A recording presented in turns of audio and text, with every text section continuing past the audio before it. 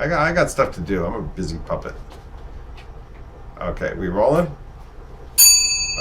Good. Okay. Here we go. 1. The Special Counsel's investigation. On May 17th, 2017, Deputy Attorney General Rod J. Rosenstein, then serving as Acting Attorney General for the Russia investigation following the recusal of former Attorney General Jeff Sessions on March 2nd, 2016, appointed the Special Counsel to investigate the Russian interference with the 2016 presidential election and related matters.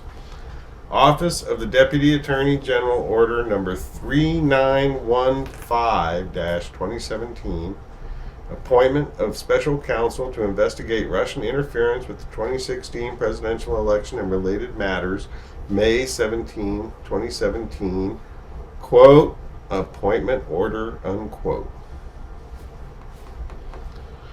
Relying on the authority vested in the Acting Attorney General, including 28 U.S.C. Section 509, 510, and 515, the Acting Attorney General ordered the appointment of a special counsel in order to discharge the Acting Attorney General's responsibility to provide supervision and management of the Department of Justice and to ensure a full and thorough investigation of the Russian government's efforts to interfere in the 2016 presidential election. Appointment of the order. Introduction of the special counsel, the order statement, is authorized to conduct investigation confirmed by then FBI Director James B. Comey in testimony before the House Permanent Select Committee on Intelligence on March 20th, 2017, including 1.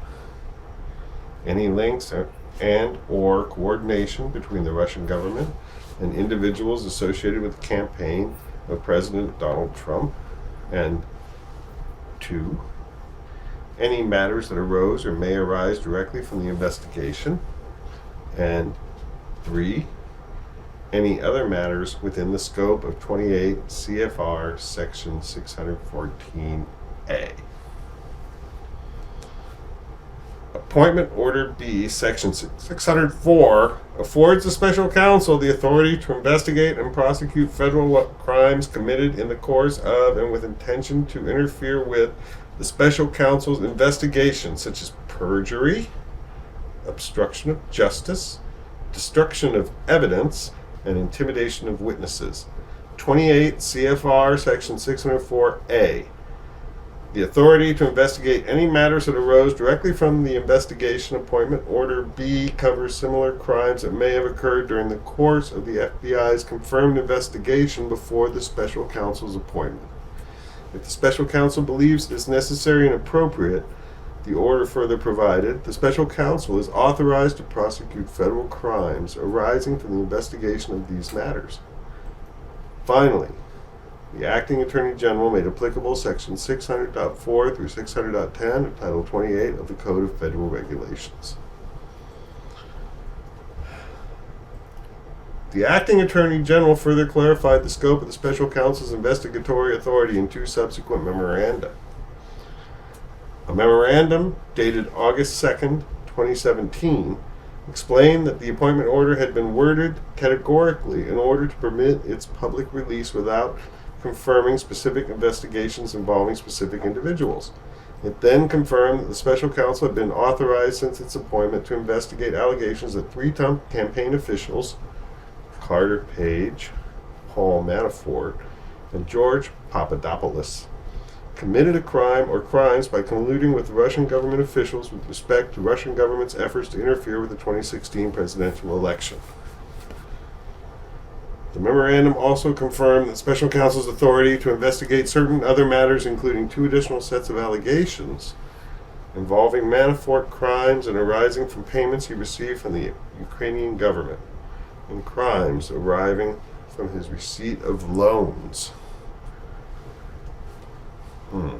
Loans. Gotta get some more of this. We got loans.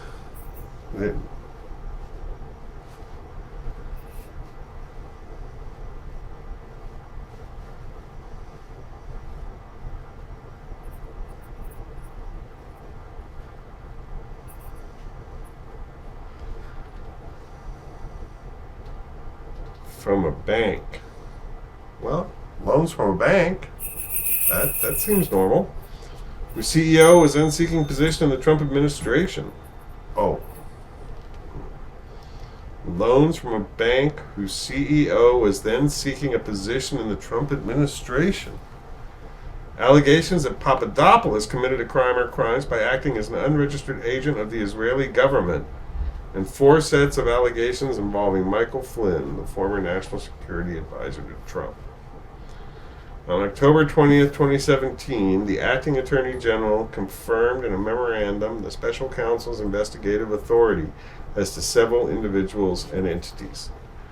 First, as a part of the full and thorough investigation of the Russian government's efforts to interfere in the 2016 presidential election, the special counsel was authorized to investigate the pertinent activities of Michael Cohen, Richard Gates, somebody blank, Roger Stone, and somebody else blank. Confirmation of the authorization to investigate such individuals, the memorandum stress, does not suggest that the special counsel has made a determination that any of them has committed a crime. Second, with respect to Michael Cohen, the memorandum recognized the special counsel's authority to investigate leads related to Cohen's establishment and use of Essential Consultants LLC to, inter alia, receive funds from Russian-backed entities.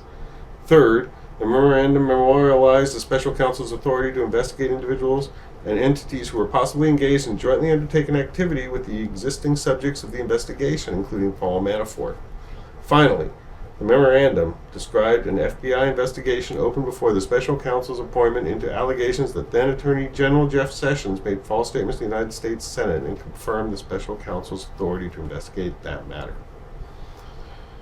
The special counsel structured the investigation in view of his power and authority to exercise all investigative and prosecutorial functions of any United States attorney, 28 CFR section 606. Like a U.S. Attorney's Office, the Special Counsel's Office considered a range of classified and unclassified information available to the FBI in the course of the office's Russia investigation, and the office structured that work around evidence for possible use in prosecution of federal crimes, assuming that one or more crimes were identified that warranted prosecution. There was substantial evidence immediately available to the special counsel at the inception of the investigation in May 2017 because the FBI had by that time already investigated Russian election interference for nearly 10 months. The special counsel's office exercised its judgment regarding what to investigate and did not, for instance, investigate every public report of a contact between the Trump campaign and Russian-affiliated individuals and entities. The office has concluded its investigation into links and coordination between the Russian government and individuals associated with the Trump campaign. Certain proceedings associated with the office's work remain ongoing. After consultation with the Office of the Deputy Attorney General, the office has transferred responsibility for those remaining issues to other components of the Department of Justice and FBI. Appendix B lists those transfers. 2 district courts confirmed the breadth of the special counsel's authority to investigate Russian election interference and links and or coordination with the Trump campaign. See United States v. Manafort 312, Sup 3D 60, 7083, DDC 218, United States v. Manafort 321, F Sup 3D 640, 650-655, EDVA 218, 2018. Yeah. Good. In the course of conducting that investigation, office periodically identified evidence of potential criminal activity that was outside the scope of special counsel's authority established by the acting attorney general. After consultation with the Office of the Deputy Attorney General, the office referred that evidence to appropriate law enforcement authorities, principally other components of the Department of Justice and to the FBI. Appendix D summarizes these referrals. Those referrals. Some referrals.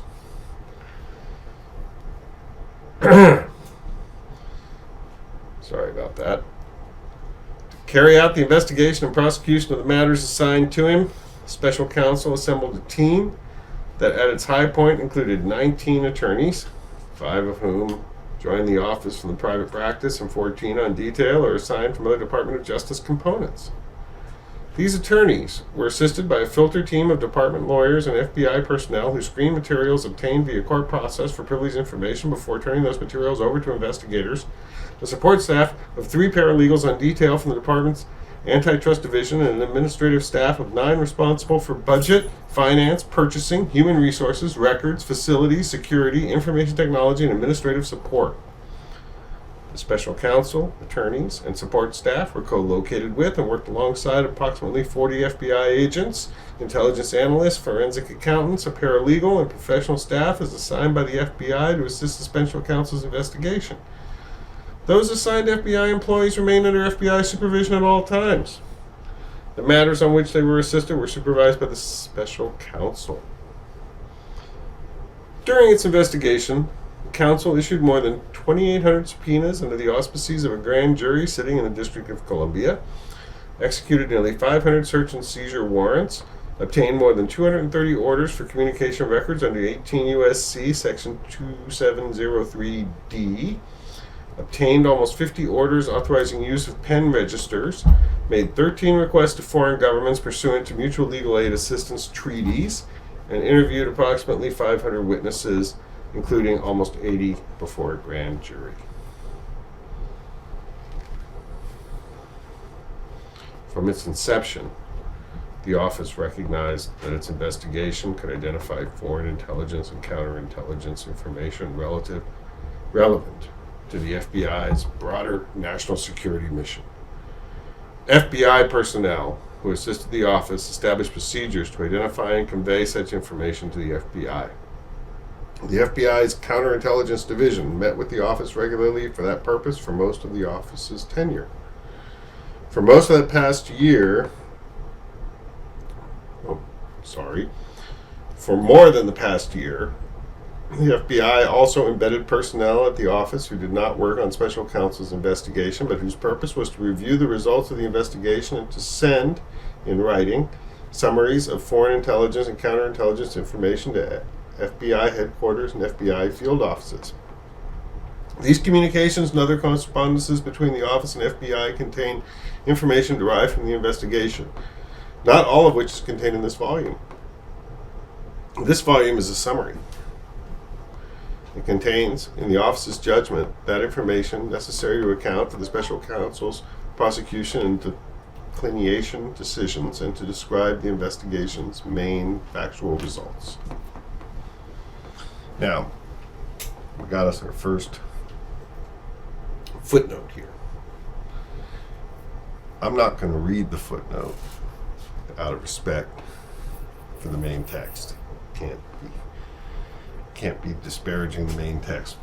But you all see the footnote go by, so you can read it yourself, I hope. And if you can't, well, can't say anything that important, or it wouldn't be a footnote now, would it?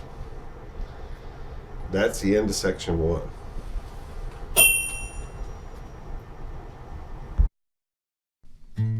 Donald Trump ignores me and I don't know why. From everything the Trumpster hates rolled up into one guy. I'm sleepy and I'm nasty and I'm shady too, but not recused like Sessions. Was his name Magoo? Just like crooked Hillary or maybe lying Chuck. But no matter what I try, Don don't give a fuck. But I ain't no nervous Nancy or no sleazy Adam Schiff. Someone tell me how to get this ass to give a shit.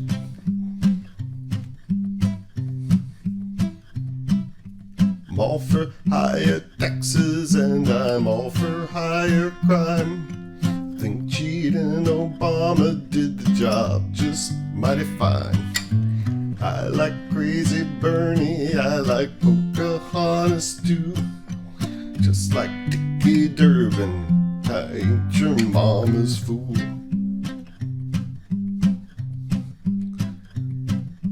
Donald Trump ignores me and I don't know why. I'm everything the Trumpster hates rolled up into one guy. Lying, weak and heartless, Slime ball slippery, sanctimony